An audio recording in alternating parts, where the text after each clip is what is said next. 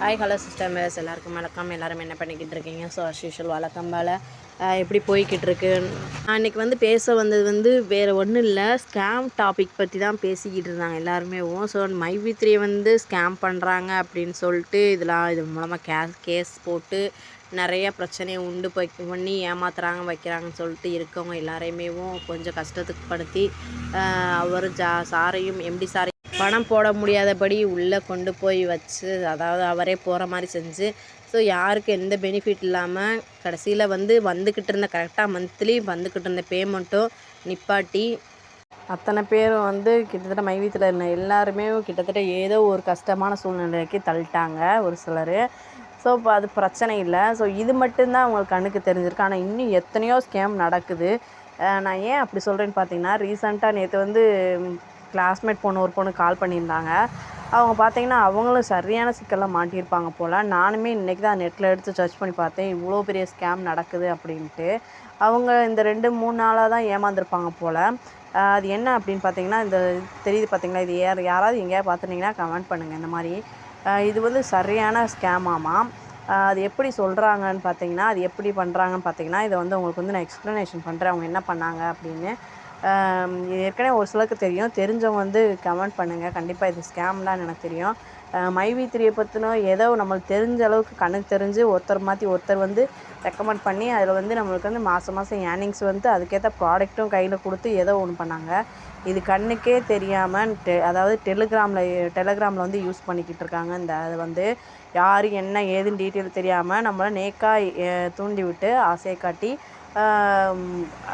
ஒன்று போடுற இடத்துல 10 கிடைக்கும் அப்படின்ற மாதிரி ஒரு ஆசை வர வச்சு கடைசியில் காசை போட்டு மொத்தமாக மொட்டையடிச்சிட்டு போயிடுறாங்க.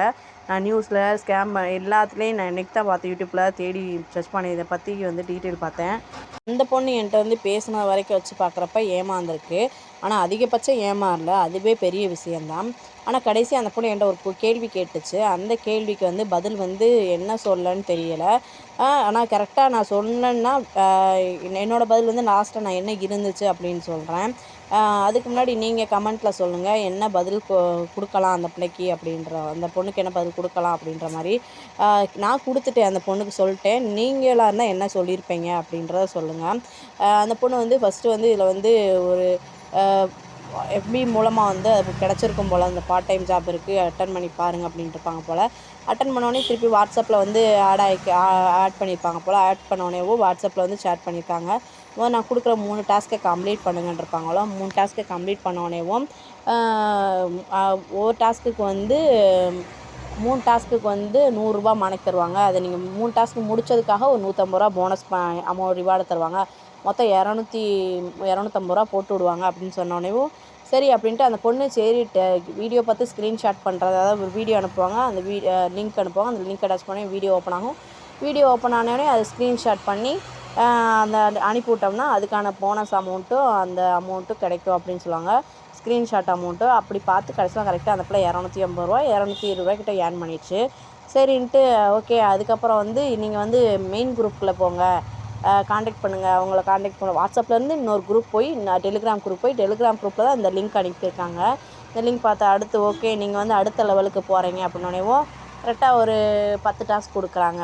10 டாஸ்க் கொடுத்தாங்கன்னா 5வது டாஸ்கில் என்ன ட்விஸ்ட் வைக்கிறாங்க அப்படின்னு பார்த்தீங்கன்னா, 5வது டாஸ்கில் இப்போ அதே மாதிரி ஸ்க்ரீன்ஷாட் எடுத்துகிட்டு 5வது டாஸ்கில் நாங்கள் ஒரு மெர்ச்சன்டைசர் 3 டாஸ்க் கொடுப்பாங்க. அந்த டாஸ்க் கம்ப்ளீட் பண்ணிட்டிங்கன்னா நாங்கள் கண்டிப்பாக உங்களுக்கு அதுக்கான டாஸ்க்கான அமௌண்ட்டை கொடுத்துருவோம் அப்படின்றாங்க. என்னன்னு பார்த்தீங்கன்னா உங்களுக்கான ஒரு அமௌண்ட் 1000 ரூபா நீங்கள் பே பண்ணுங்கள், அது ரிட்டன் 1300 வரும் அப்படின்றாங்க.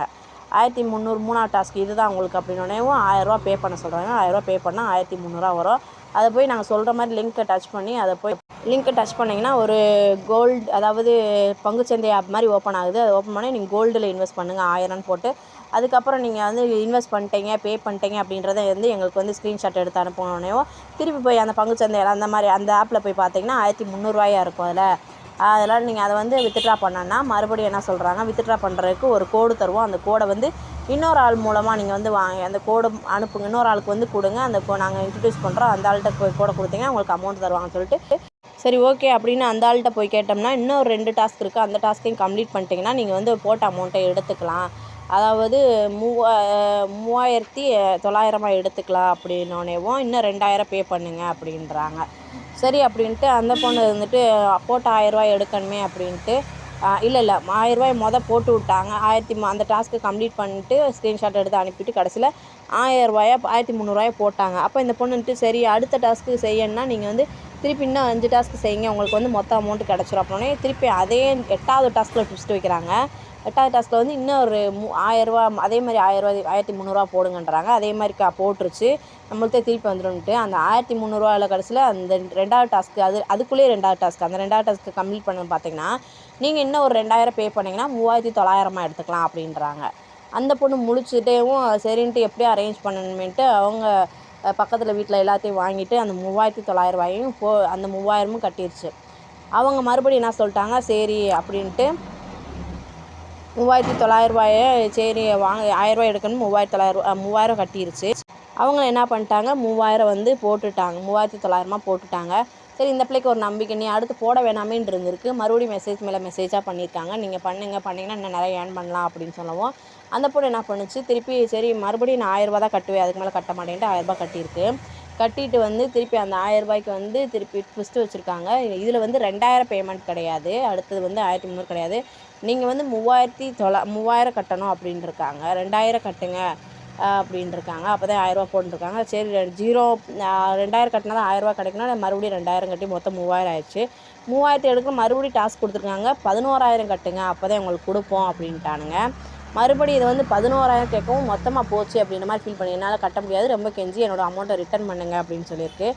அந்த பொண்ணு இருந்துட்டு அவங்க இருந்துட்டு சாரி அந்த பண்ணுறவங்க இருந்துட்டு அது எங்களுக்கு தெரியாது, நீங்கள் எப்படினாலும் பணம் ஏற்பாடு பண்ணி கட்டி தான் ஆகணும், இது வந்து எங்களுக்கு வந்து ரூல்ஸ் ரெகுலேஷன் அப்படி இப்படின்னு சொல்லி பேசியிருக்காங்க. சேட் தான் எல்லாமே சாட்டிங் தான். சேட் பண்ணி செஞ்சோடனேவும் இல்லை பண்ணி தான் ஆகணும் அப்படி இப்படின்னு சொல்லவும் இல்லை நான் வந்து என்கிட்ட காசில் என்னோடய வீட்டுக்கார் வைவார் அப்படி இப்படின்னு சொல்லி அந்த பொண்ணு பேசியிருக்கு. வித்தவுட் இன்வெஸ்ட்மெண்ட் இருந்தால் சொல்லுங்கள், என்னோடய காசு ரிட்டர்ன் பண்ண முடியவே முடியாதுன்ட்டானுங்களாமா. ஸோ அந்த பொண்ணு ரொம்ப ஃபீல் பண்ணுச்சு, என்னடா செய்ய அப்படின்ட்டு. ஸோ நான் எந்த வேலைக்கு போகல, வீட்டில் ஹவுஸ் ஒய்ஃபாக இருக்கேன், ஸோ நான் ஒன்றும் பண்ண முடியாது அப்படின்ச்சு. ஸோ அதனால தான் அவங்க வந்து எனக்கு கால் பண்ணியிருக்காங்க, ஏதோ அமௌண்ட்டுக்கு ஏற்பாடு பண்ண முடியுமான்ட்டு. நானே வந்து நட்டத்தில் இருக்கேன், ஸோ நான் எப்படி கொடுக்க முடியும், கடை ஓடலை ஒன்றும் ஓடாமல. ஸோ நான் அவங்கள்ட்ட வந்து எக்ஸ்பிளைன் பண்ணேன், இந்த மாதிரி வந்து எனக்கு எதுவும் இல்லை, என்கிட்ட இருந்தால் நான் கண்டிப்பாக தந்துடுவேன், நானே ரொம்ப சிரமத்தில் இருக்கேன்னு சொல்லி அவங்கள ஒரு மாதிரி கஷ்டமாகவும் இருந்துச்சு சொல்கிறதுக்கு, சொல்லாமல் இருக்கவும் முடியல.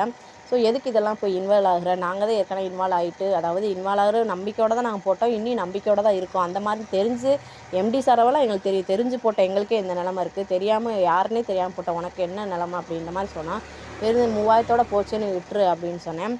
திருப்பி அப்புறம் என்ன சொல்லிச்சுன்னா, அந்த கம்பெனிலேயும் அந்த ஆளுலேயும் வித்தவுட் இன்வெஸ்ட்மெண்ட்டோட வேலை இருக்குது பார்க்குறீங்களா அப்படின்னு கேட்குறாங்க. என்ன வேலைன்னு கேட்டால் அவங்க ஓட்டர் ஐடி வித் அந்த பிள்ளை ஃபோட்டோவோட சேர்த்து அனுப்பியிருக்கு. ஸோ நாளைக்கு வந்து நாங்கள் வந்து ட்ரைனிங் கொடுப்போம், 2 நாள் ட்ரைனிங் கொடுப்போம், 2000 சேலரி, பெர் டேக்கு வந்து 500 சேலரி, 800 சேலரி வரைக்கும் கூட வரும், இல்லை 2000 சேலரி வரைக்கும் கூட வரும் அப்படின்ட்டுருக்கு.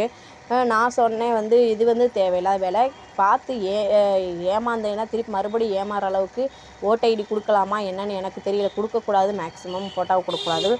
நீ பாட்டு கொடுத்துட்ட, அப்புறம் பார்த்தீங்கன்னா சேல்ரி இல்லை நான் போட்ட காசை எடுக்கணும்ல, அதுக்காக நான் செய்கிறேன் அப்படின்னு சொல்லுது.